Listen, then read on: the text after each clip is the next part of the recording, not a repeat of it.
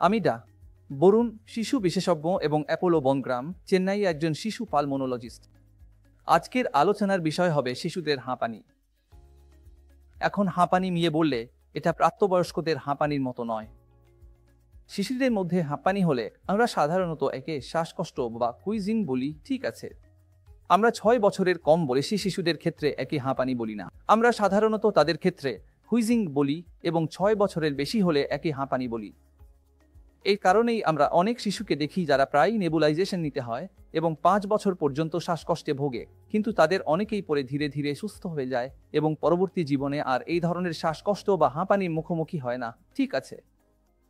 তাই যেসব শিশুদের 5 বছর বয়স পর্যন্ত শ্বাসকষ্ট হয় তাদের সবাইকে ভবিষ্যতে বা বড় হলে হাঁপানি হবে এমনটা নয়।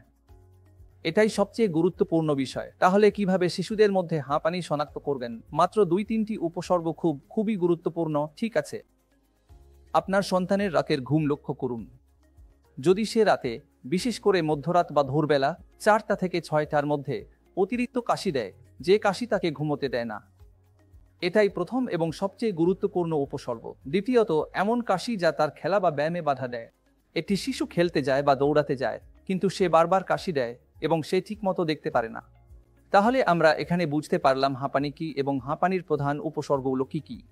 এবং কখনো কখনো আপনি খুব দ্রুত শ্বাস নেওয়া দেখতে পারেন এবং এখানে কিছুটা ভেতরে টানার মতোও দেখতে পারেন এভাবে, এবং এগুলো সবই সহায়ক লক্ষণ যেগুলো আপনি যে কোনো হাঁপানি আক্রান্ত শিশুর মধ্যে দেখতে পাবেন। কিন্তু হাঁপানির জন্য সবচেয়ে গুরুত্বপূর্ণ পরীক্ষা হলো স্পাইরোমেট্রি। 6 বছরের বেশি বয়সীদের জন্য আমরা ফুসফুসে স্পাইরোমেট্রি করি, আর 6 বছরের কম বয়সীদের জন্য আমরা ইম্পিডেন্স অসিলোমেট্রি নামে একটি পরীক্ষা করি। এটি একটি একেবারে নতুন প্রযুক্তি। আগে আমাদের কাছে এই ইম্পিডেন্স অসিলোমেট্রি ছিল না। 6 বছরের বেশি বয়সী শিশুদের জন্য স্পাইরোমেট্রি করতে হলে কিছুটা চেষ্টা করতে হয়। আসলে তাদের একটি যন্ত্রে ফুঁ দিতে হয়, যা 6 বছরের কম বয়সীদের জন্য খুবই কঠিন।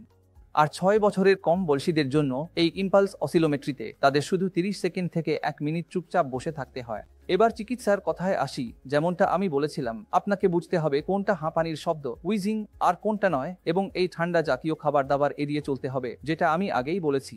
আর চিকিৎসার জন্য আমরা বিশেষ কিছু ওষুধ এবং নেবুলাইজেশন ইত্যাদি ব্যবহার করি, যেটা আমি আগেই বিস্তারিত বলেছি। ধন্যবাদ।